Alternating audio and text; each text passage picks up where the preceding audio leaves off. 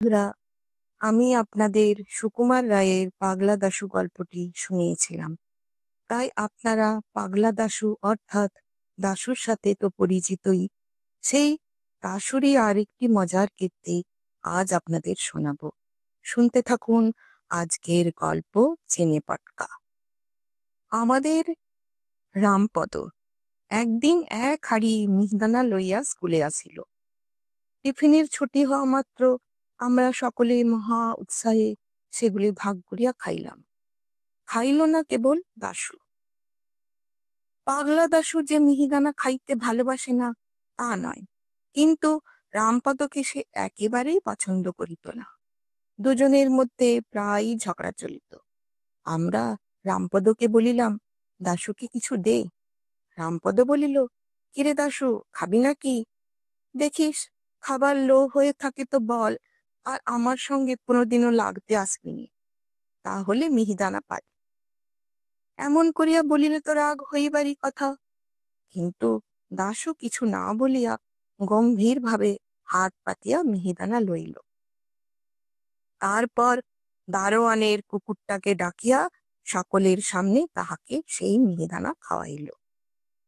তারপর খানিকক্ষণ হাড়িটার দিকে তাকাইয়া কি যেন ভাবিয়া মুচকি মুচকি হাসিতে হাসিতে স্কুলের বাহিরে চলিয়া গেল।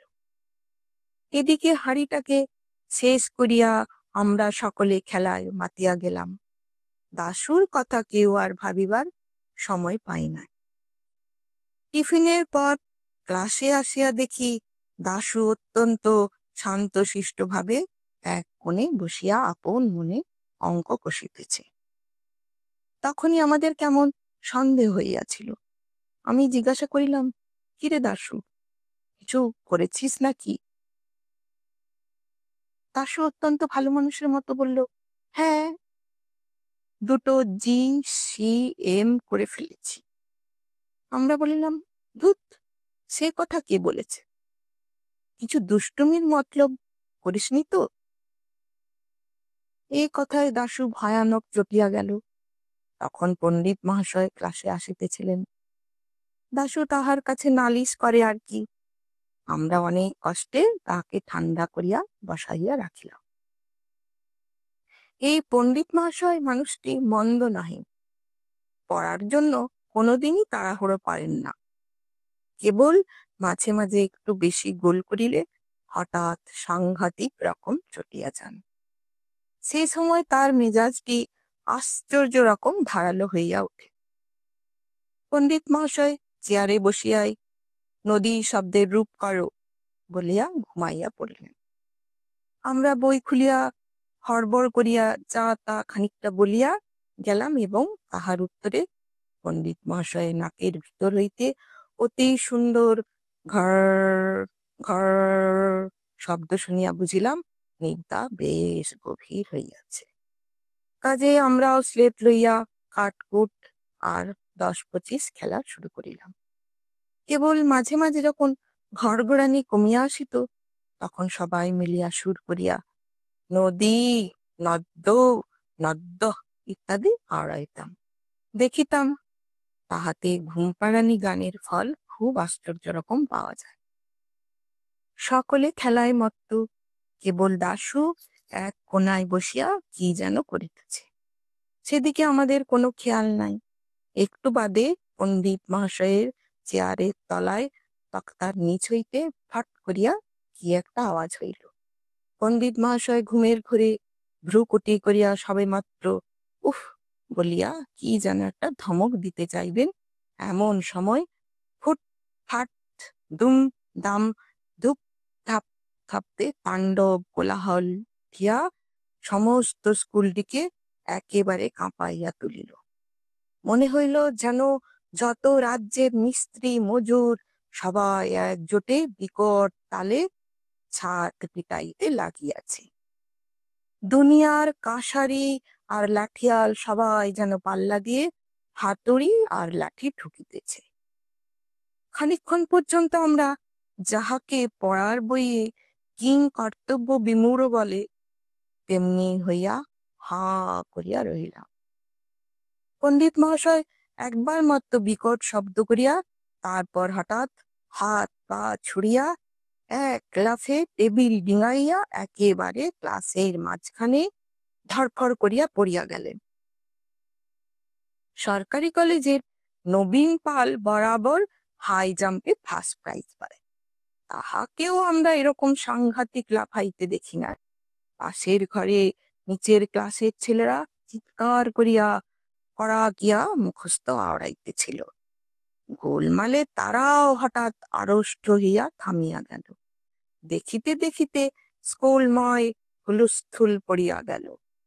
দারোয়ানের কুকুরটা পর্যন্ত যার পর নাই ব্যস্ত হইয়া বিকট কেউ কেউ শব্দে গোলমালের মাত্রা ভীষণ রকম বাড়াইয়া তুলিল। মিনিট পাঁচেক ভয়ানক আওয়াজের পর যখন সব ঠান্ডা হইয়া আসিল, তখন পণ্ডিত মহাশয় বলিলেন, কিসের শব্দ হইয়াছিল দেখো। দারোয়ানজি একটা লম্বা বাঁশ দিয়া অতি সাবধানে আস্তে আস্তে তক্তার নিচ হইতে একটা হাঁড়ি ঠেলিয়া বাহির করিল। রামপদর সেই হাঁড়িটা। তখনও তার মুখের কাছে একটু মিহিদানা লাগিয়াছিল। পণ্ডিত মহাশয় ভয়ানক ভ্রুকুটি করিয়া বলিলেন, এই হাঁড়ি কার? রামপদ বলিল, আজ্ঞে আমার। আর কোথা যায়? অমনি দুই কানে দুই পাক। হাঁড়িতে কি রেখেছিলি? রামপদ তখন বুঝিতে পারিল যে গোলমালের জন্য সমস্ত দোষ তাহারই ঘাড়ে আসিয়া পড়িতেছে। সে বেচারা তাড়াতাড়ি বুঝাইতে গেল, আগে ওর মধ্যে করে মিহিদানা এনেছিলাম। তারপর মুখের কথা শেষ না হইতেই পণ্ডিত মহাশয় বলিলেন, তারপর মিহিদানাগুলো ঝিঙে পটকা হয়ে ফুটতে লাগলো না? বলিয়া ঠাস ঠাস করিয়া দুই চড়। অন্যান্য মাস্টারেরাও ক্লাসে আসিয়া জড়ো হইয়াছিলেন। তাহারাও এক বাক্যে হাঁ হাঁ করিয়া রুখিয়া আসিলেন। আমরা দেখিলাম বেগতিক। বিনা দোষে রামপদ বেচারা মার খাই বুঝি। এমন সময় দাশু একটা স্লেটখানা লইয়া পণ্ডিত মহাশয়কে দেখাইয়া বলিল, এই দেখুন, আপনি যখন ঘুমোচ্ছিলেন তখন ওরা স্লেট নিয়ে খেলা করছিল। এই দেখুন, কাঠকুটের ঘর কাটা, স্লেটের উপর আমার নাম লেখা। পণ্ডিত মহাশয় আমার উপর প্রচন্ড এক চড় তুলিয়াই হঠাৎ কেমন থতমত খাইয়া গেলেন।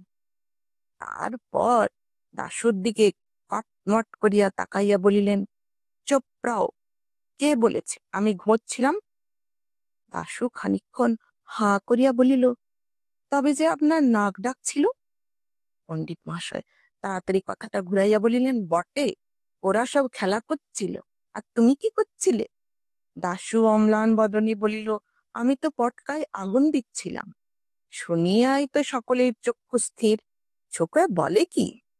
প্রায় আধ মিনিট খানে কাহারও মুখে আর কথা নাই। তারপর পণ্ডিত মহাশয় ঘাড় বাঁকাইয়া গম্ভীর গলায় হুঙ্কার দিয়া বলিলেন, কেন পটকায় আগুন দিচ্ছিলে? দাশু ভয় পাইবার ছেলেই নয়, সেই রামপদকে দেখাইয়া বলল, ও কেন আমায় মিহিদানা দিতে চাচ্ছিল না? এরূপ অদ্ভুত যুক্তি শুনিয়া রামপদ বলিল, আমার মিহিদানা আমি যা ইচ্ছা তাই করব। দাশু তৎক্ষণাৎ বদলিয়া উঠিল, তাহলে আমার পটকা আমিও যা ইচ্ছা তাই করব। এরূপ পাগলের সঙ্গে আর তর্ক করা চলে না। কাজেই মাস্টারেরা সকলে কিছু কিছু থমক থামক করিয়া যে যার ক্লাসে চলিয়া গেলেন। সে পাগলা বলিয়া তাহার কোনো শাস্তি হইল না। ছুটির পর আমরা সবাই মিলিয়া কত চেষ্টা করিয়াও তাহাকে তাহার দোষ বুঝাইতে পারিলাম না। সে বলিল, আমার পটকা রামপদর হাঁড়ি, যদি আমার দোষ হয় তাহলে রামপদরও দোষ হয়েছে। ব্যাস, ওর মার খাওয়াই উচিত। নমস্কার।